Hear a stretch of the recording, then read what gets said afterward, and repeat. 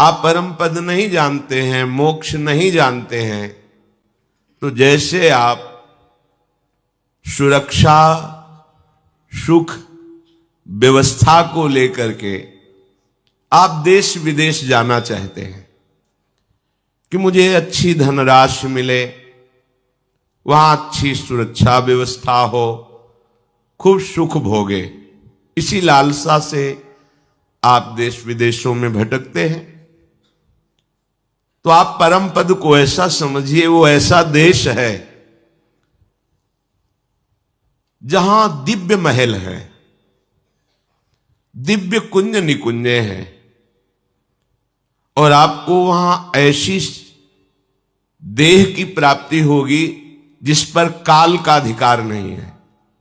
यहां तिनके से लेकर ब्रह्मा तक सब काल कवलित हैं, काल ग्रसित हैं, सबका प्रतिक्षण जीवन नष्ट हो रहा है, प्रतिक्षण शरीर बदल रहा है, परिवर्तनशील नाशवान यहां सब कुछ है।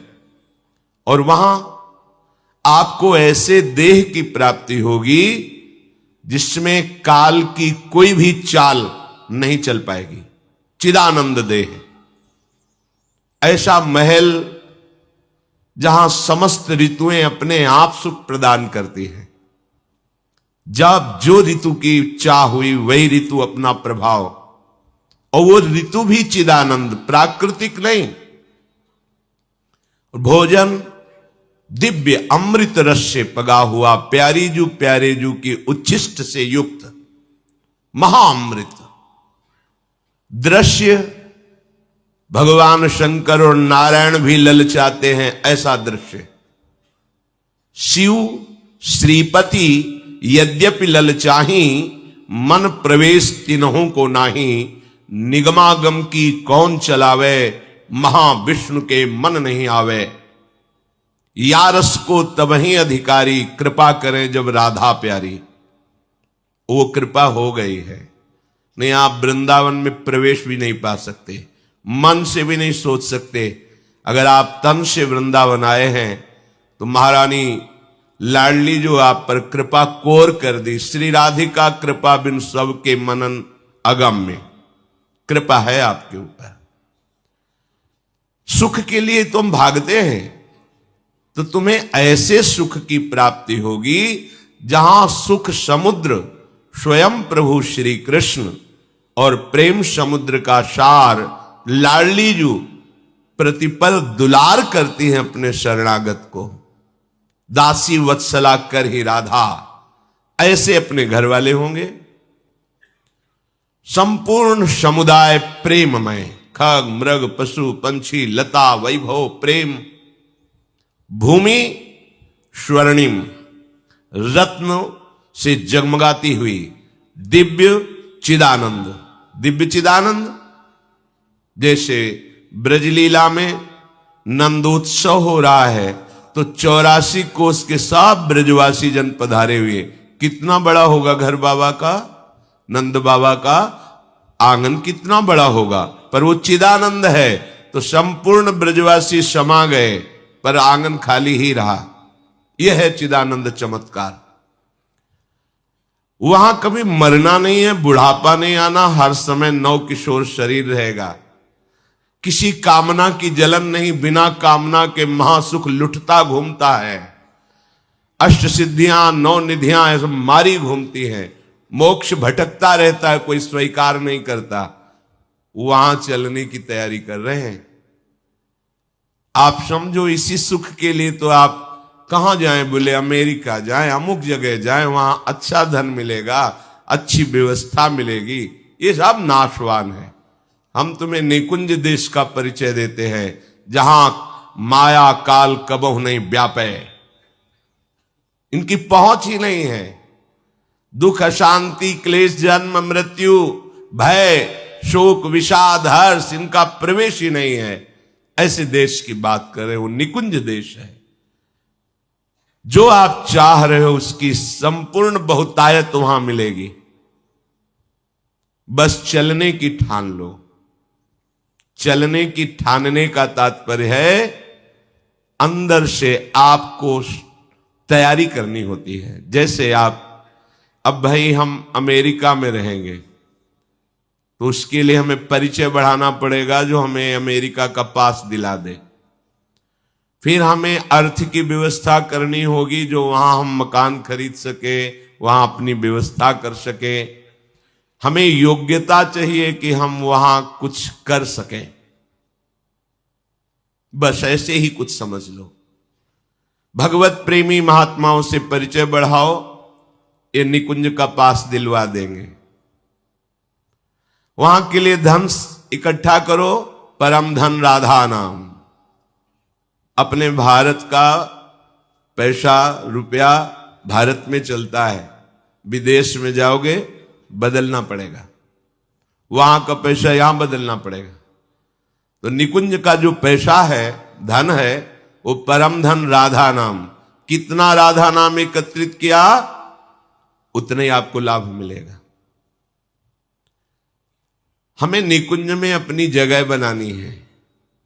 तो आचार्य चरणों का आश्रय लेकर प्रियालाल का जब जश गाते हैं तो राधिका श्याम प्रसन्न भय, तब नित्य समीप सुख चिले, हरिवंश समीप सदा तिनके, सुख संपत्ति दंपति जो जिनके।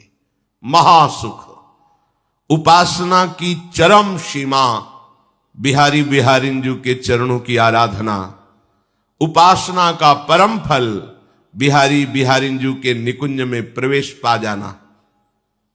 मोक्ष पदवी जैसे तरंग समुद्र में लीन हो गई, अस्तित्व ही खत्म हो गया। लेकिन प्रेम पदवी समीप रहते हुए, अभेद भाव होते हुए भी प्रेम का भेद स्वीकार करके महासुख का विलसन होता है। इसलिए हमें अवसर मिला है दुख से निवृत्त होने का। आप नहीं परम पद चाहते, मोक्ष चाहते, तो आप ये तो चाहते हैं ना, मरू ना, सदा सुख मिले, ऐसे विश्वसनीय प्रेमी मिले जिनके गोद पर हम सर रखकर चैन से सो सके, मुझे कोई शंका ना हो, भय ना हो। वो एक ही स्थान है प्यारी जू प्यारे जू के गोरे सांवले चरणारविंद। मान लीजिए, निर्भय हो जाओगे, परम सुखी हो जाओगे। ये चक्र खत्म हो जाएगा जन्म मृत्यु का। श्री वृंदावन धाम दिव्य चिदानंद भूमि है, यही भूमि है। बस हमारे नेत्र माया से मलिन हो चुके हैं, पवित्र हो जाएं, हित के नेत्र खुल जाएं, प्रेम नेत्र जागृत हो जाएं, तो हमें इसी वृंदावन में दिखाई देगा कुंज निकुंजे, प्रिया प्रीतम और दिव्य सहचरियां कैसे श्री लाडली लाल को दुलार करती हुई महासुख में निमग्न है। ये महाप्रेम है। बढ़ो आनंद मोद सबके, महाप्रेम सुरंग रंगी, और न कछु सुहाए तिनको, जुगल सेवा सुख पगी। कैसा होगा जब मरने का भय नहीं होगा, शरीर छोड़ने का भय नहीं होगा। या हम जिससे प्यार करते वो बिछुड़ जाता है, क्या प्यार करे, शरीर से प्यार किया वो मर जाता है। जिससे प्यार करते सब काल के ग्रास बने हुए हैं, कब छूट जाए पता नहीं। यहां जो मेहनत करके धन संपत्ति एकत्रित करते हैं वो यही पड़ी रह जाती है, खाली हाथ यहां से जाना होता है। कितना धोखा है हमारे साथ, इसलिए सावधान हो जाओ। अनन्य चेता सततम यो माम स्मृति नित्य सहा। भगवान आदेश कर रहे हैं, तुम्हारा एक कार्य है, तुम मेरा केवल अनन्य चिंतन करो, मेरे नाम का निरंतर जप करो, मेरी लीलाओं का गायन करो, मेरी लीला कथा का श्रवण करो, मेरे भगवत प्रेमी जो महात्मा जन उनका संग करो, मेरी सेवा स्वीकार करो, तो इसी जन्म में तुम भगवत प्राप्त हो जाओगे। अर्थात समस्त विषाद दुख संकटों से मुक्त हो जाओगे। श्री भगवान कृपा करके इस श्लोक में बता रहे हैं, मामुपेत्य पुनर्जन्म दुखालयम शाश्वतम नाप्नुवन्ति महात्मानः संसिद्धिं परमां गतिम। हे अर्जुन, जो महात्मा लोग हैं वो मुझे प्राप्त कर लेते हैं। कल के सत्संग में कहा था सब महात्मा हैं, पर अपने स्वरूप को भूल करके देह भाव से युक्त होकर दुराचरण, गलत आचरण, दुर्वासना, दुष्चरित्र, इसके कारण हमको महात्मा पदवी से हटा दिया गया। नहीं, सब उस महान परमात्मा के अंश है, सब समान हैं, सब महात्मा हैं, पर अपने स्वरूप को भूलकर विषयों में रति करने के कारण हमारी दुर्गति हो गई। हम महात्मा पदवी से हट गए। नहीं, महात्मा हमारा स्वरूप है। वो महान परमात्मा ही हमारी आत्मा के रूप में स्फुरित हो रहा है, वही महात्मा है, वही महापुरुष है, हमारे हृदय में बैठे हुए हैं। हम उनको भूल करके बाहर मित्र बना रहे हैं, बाहर शत्रु बना रहे हैं, बाहर अच्छा बुरा देख रहे हैं, बाहर दुख सुख अनुभव कर रहे हैं। बस यही द्वंद्व हमें पीस रहे, नष्ट कर रहे, हम जान नहीं पा रहे। हे अर्जुन, महात्मा लोग मुझे प्राप्त करते हैं। महात्मा कौन? जो संसार से विमुख होकर भगवान के सन्मुख होकर जितने कार्य हैं वो सब प्रभु के लिए करता है और अभ्यास करता है, बराबर नाम चलता रहे, उसे ही महात्मा कहते हैं। भगवत चिंतन परायण, सर्वत्र भगवत दर्शन की भावना ही महात्मा का स्वरूप है। वासुदेवा सर्वम इति सा महात्मा सुदुर्लभा। सा महात्मा वो महात्मा है कौन? जो सब जगह अपने आराध्य देव को देखते हुए निरंतर भजन परायण है। चाहे गृहस्थ हो, विरक्त हो, जवान हो, बूढ़ा हो, कोई भी हो, किसी को भी ये ज्ञान प्राप्त हो सकता है, क्योंकि शरीर अवस्था से ज्ञान का कोई लेना देना नहीं। हम तो बहुत जन्मों से भटक रहे हैं, बहुत शरीर छोड़ रहे हैं, पर हम तो वही है ना, हम तो पुराने ही है ना, नए शरीर है, कपड़े की तरह हम बदलते रहते हैं। पर हम शरीर को कपड़ा ना मान करके मैं मान लिया, मेरा मान लिया, अहमता ममता कर ली, यही हमारा पतन करा दिया। हम महात्मा पदवी से गिर गए। अब हमें संभलने का अवसर मिला है, उठो ऊपर। प्रभु कह रहे हैं जो महात्मा जन हैं वो मुझे प्राप्त करते हैं, फिर उनका जन्म नहीं होता। कहां?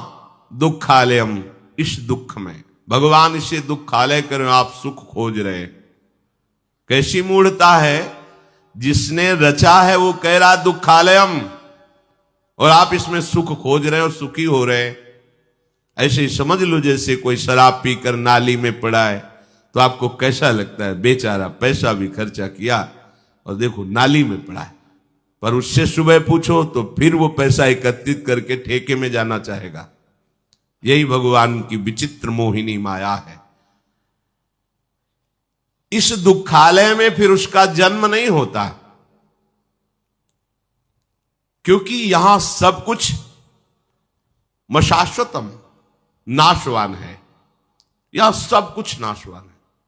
गो गोचर जहां लगु मन जाई, सो सब माया जानो भाई। भगवान का भजन करने वाला भगवत प्राप्त महात्मा इस संसार में जन्म नहीं लेता, क्योंकि ये दुखमय है, परिवर्तनशील, नाशवान है। इसलिए गताह, वो मेरे ऐसे परम पद को प्राप्त होता है जहां पुनः आना नहीं होता।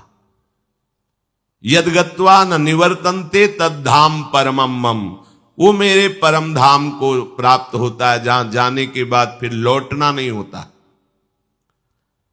मामुपेत्य पुनर्जन्मो संसिद्धिम परमाम गतिम। श्री भगवान कह रहे हैं एक बार प्रयास करके ऐसा भजन करो कि तुम्हें भगवत प्राप्ति हो जाए। प्रभु को तत्व से जान लेना या प्रभु का दर्शन कर लेना, दोनों एक ही बात है। दोनों से एक ही बात है। तत्व से जान लोगे तो जीवन मुक्त हो जाओगे, और भगवत दर्शन कर लोगे तो प्रेमी बन जाओगे। दोनों का फल एक ही है, संसार बंधन से मुक्त होकर महासुख में निमग्न होना। पुनर्जन्म धारण करना बहुत कष्टप्रद है, चाहे जिसका शरीर हो, मनुष्य का हो, पशु पक्षी का हो, किसी भी प्राणी का हो, महान दुखमय होता है शरीर धारण करना। इसीलिए भगवान इसे दुखालय कह रहे हैं। मरने के बाद अपने कर्म के अनुसार प्राणी जब मां के गर्भ में जाता है तो वो एक जेर में लिपटा होता है, झिल्ली में, और अंदर बहुत ही घृणित पदार्थ भरे होते हैं जिनको आप देखना भी पसंद नहीं करेंगे। उसमें वो कीड़े की तरह जीवात्मा शरीर धारण करके रहता है।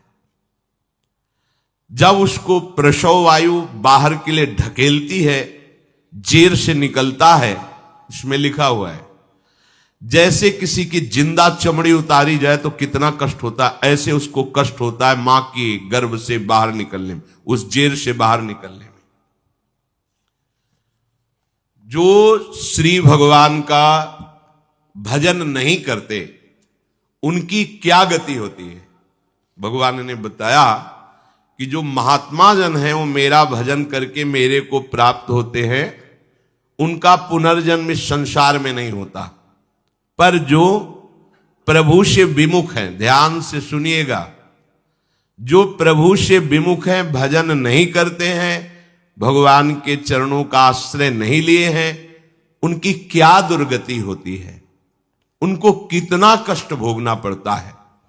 तस्य जनो नूनम नायम वेदोरु विक्रमम काल्यमानोपि बलिनो वायोरिव घनावली। पहले तो समझ लो कि ये काल किसी का मित्र नहीं है, किसी का शत्रु नहीं है, या किसी से प्यार नहीं करता, समय आने पर सबको नष्ट कर देता है। ये बड़ा बलवान है काल, आज तक इसे कोई अधीन नहीं कर पाया। ये सब का नाश करने पर तुला हुआ है। देखो ना, जरा सी भूमि हिली, हजारों लाखों लोग मर गए, निर्दयी काल को दया भी नहीं आती। आराम से मुस्कुराते हुए हंसते हुए गाड़ी में जा रहे हैं, सामने से ऐसा, सब नष्ट, मर गए। एक काल किसी को नहीं बख्शता। पहले समझ लो, तुम जो मत वाले हो रहे हो, शास्त्राज्ञा का उल्लंघन करके भजन नहीं कर रहे हो, काल के निशाने पे हो, रौंद दिए जाओगे। ये दयालु नहीं है, बिल्कुल इसको दया नहीं है। ये पुत्र से पिता की मृत्यु करा दे, मां से पुत्र की मृत्यु करा दे। देखो ना, मां गर्भ में ही बालक की हत्या कर देती है। बड़ा बलवान है काल, किसी के वश में नहीं, किसी के अंकुश में नहीं, सब इसके अधीन है। वायु के द्वारा उड़ाया जाने वाला मेघ समूह जैसे बल को नहीं जानता वायु के, ऐसे ये चराचर जीव काल के बल को नहीं जानता है। भगवान स्वयं कपिल देव जी माता देहूति से कहते हैं, ये समस्त योनियों में भ्रमण करने वाले जीवों पर हर समय दृष्टि रखता है काल, और अवसर पाते ही सबका मिटिया मेट कर देता है। परिचय है भला इस काल से? कोई नहीं जानता इसको, इसके बल को कोई नहीं जानता। जीव प्रत्येक क्षण सुख की अभिलाषा से ही कार्य करता है। शास्त्र है, तुम्हारे मन की एक एक बात इसमें लिखी हुई है। प्रत्येक प्राणी जो भी चेष्टा करता है वो सुख के लिए करता है, चाहे चींटी ही क्यों ना हो, वो भी बड़े श्रम से एक दाना उठा करके घसीटती हुई जा रही है, केवल सुख की लालसा से। तुम जो जो कार्य करते हो सुख की अभिलाषा से, बड़े से बड़ा कष्ट उठा करके तुम उस क्रिया को पूर्ण करते हो, और काल ताक में लगाए हुए तुमको वहीं नष्ट कर देता है। देखो ना, काल किसी को नहीं छोड़ता, उसको कभी शोक नहीं होता कि मैंने ये क्या किया। ये भगवान का रुद्र रूप है काल। मंदमती जीव बच सकता है काल से। समुझ जे आए शरण ते डरत ना काल डर। ओहो, जिए काल बश ना परे। भक्त जीता है काल के अधीन नहीं, भगवत भाव में जीता है वो। जब ध्रुव जी परम पद पर आरूढ़ होने के लिए तैयार हुए, भगवान का विमान आया, पार्षद आए, तो काल मूर्तिमान होकर कहा, इस लोक से कोई भी मेरे आक्रमण से बच के नहीं जाता। ध्रुव जी ने कहा, तुम्हें स्पर्श करने का बड़ा स्वभाव है, काल स्पर्श करे तो नष्ट हो जाए आदमी, झुको। और काल के माथे पर पैर रखकर विमान पर चढ़ करके अटल पदवी को प्राप्त हुए, क्योंकि 5 वर्ष में ही इन्होंने भगवत आराधना प्रारंभ करके भगवत साक्षात्कार कर लिया था। काल के सर पर, माथे पर पैर रखकर, जो काल सबको नष्ट करता है, उस काल के ऊपर पैर रखकर ध्रुव जी भगवान के पार्षदों के द्वारा उस विमान पर बैठकर परम पदवी को प्राप्त हुए। तुकाराम जी विठ्ठल विठ्ठल विठ्ठल, केशव विठ्ठल विठ्ठल विठ्ठलाम, माधव विठ्ठल विठ्ठल विठ्ठलाम। नाम जप के प्रभाव से सबके बीच में विमान आया और सदैव भगवत धाम गए। सदैव काल कहीं रोम को भी नहीं छू पाया। सदैव मीरा जी श्री लाल बिहारी में समा गई द्वारिकाधीश। सदैव जगन्नाथ जी में महाप्रभु चैतन्य देव समा गए। काल की गति नहीं कि छू सके। जिए काल वशना पर, एक ही उपाय है, भगवान की शरण। और वो ये जीव मतिमंद जानता ही नहीं, वो अपने अहम में विचरता, मैंने इतना कमा लिया, ये कर लूंगा, काल सब एक क्षण में नष्ट कर देता है। जरा सी पृथ्वी हिली, बड़ी बड़ी बिल्डिंगों सहित रहने वाले चकनाचूर हो गए। सब कमाई, रुपया पैसा, पढ़ाई लिखाई, पदवी, सब नष्ट भ्रष्ट कर दिया। जरा सा समुद्र में उफान आई कि प्रांत के प्रांत डुबो दिए, मिट्टियां मेट कर दिए। किसी ने आज तक काल को कभी नहीं दोष लगाया, क्योंकि वो इतने रूप धारण करता है, तुम इंगित ही नहीं कर सकते कि ये काल है। ये मंदमती जीव अपने इस नाशवान शरीर को बहुत ध्यान से सुनना, और शरीर संबंधियों को सब कुछ मानता है। घर, खेत, धन, परिवार, यही उसका जीवन होता है। ये शास्त्र है, जो तुम्हारा है वही इसमें लिखा है, जो इसमें लिखा है वही तुम में हो रहा है। इस संसार में ये जीव जिस योनि में जन्म लेता है, इसका स्वभाव है उसी में वो जीना चाहता है, आनंद मानने लगता है। चाहे जितनी घृणित योनि हो, वो उसी में सुखी रहता है। महाभारत में प्रसंग आता है, भगवान व्यास देव जी जा रहे थे तो एक नाली का कीड़ा बड़ी तीव्रता से मार्ग पार कर रहा था। रोका और कहा, क्यों इतनी शीघ्रता से तुम? तो बोले, देखो ये घर घर करती हुई बैलगाड़ी आ रही, ये हमारे ऊपर चढ़ जाएगी, मैं मर जाऊंगा। अरे बोले, तेरा इतना घृणित शरीर है, नाली में कीड़ा बन के रहता, मर जाएगा, योनि बदल जाएगी। तो बोले, महाराज तुम्हें जितना ये व्यास शरीर प्रिय है, उतने मुझे कीड़े का शरीर प्रिय है। बड़ा प्रसंग है उसमें। ये जीव जिस जिस योनि में जाता है, उसी में आनंद मानने लगता है।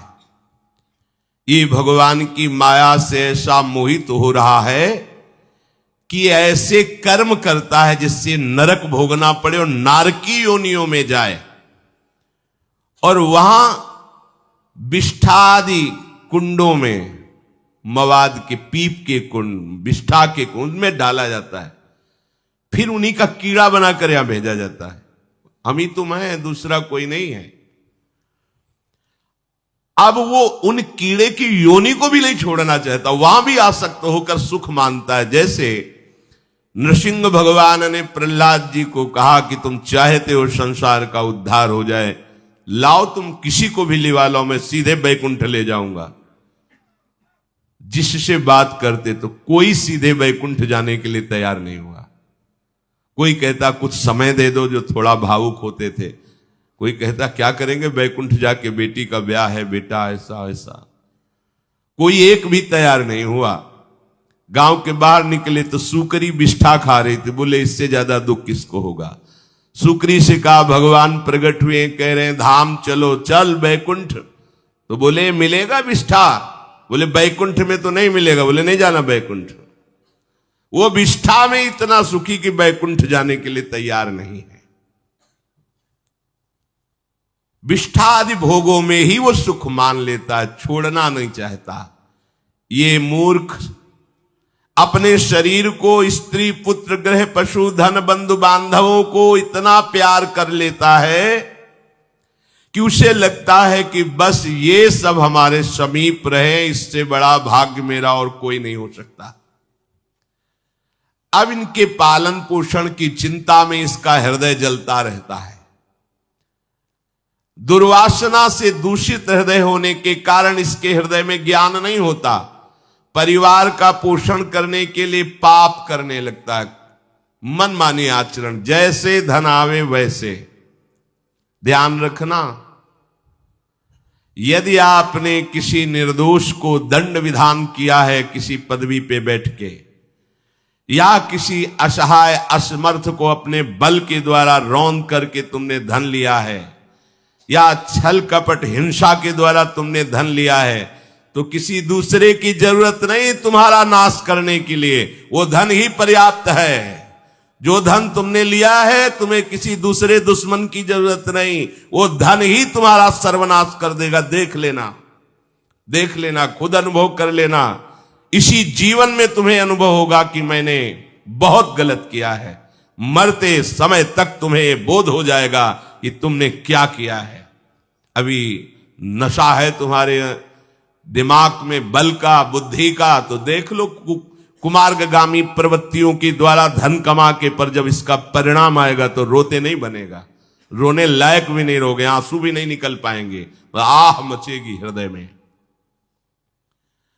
वो अपनी परिवार के पोषण के लिए इतना जलने लगता है कि तरह तरह की पाप की कमाई करके परिवार को सुखी करना चाहता है। हे माता जी, वो धन वस्तुएं कमा के लाता है और उल्टा स्त्रियों के द्वारा संभोग आदि के समय प्रदर्शित किए हुए माया में कपटपूर्ण प्रेम को वो अपना जीवन समझ लेता है। बालकों की मीठी मीठी तोतली बानी में वो इतना फंस जाता है कि दुख प्रधान कपटपूर्ण कर्म करके उनकी कामनाओं को पूर्ण करना चाहता है। दूसरे बेटे का अपहरण करके उसकी हत्या भले हो जाए, पर मेरा बेटा सुखी रहे। कैसे ऐसा हो सकता है? ऐसा कैसे हो सकता है? अगर किसी को तुमने 100 आंसू गिराए हैं तो 10,000 आंसू तुम तैयार रखो, तुम्हारे 10,000 आंसू गिरेंगे। तुमने किसी को अगर एक बार भी कटुवचन बोला है तो 10 बार तुम्हें कटुवचन सहना पड़ेगा।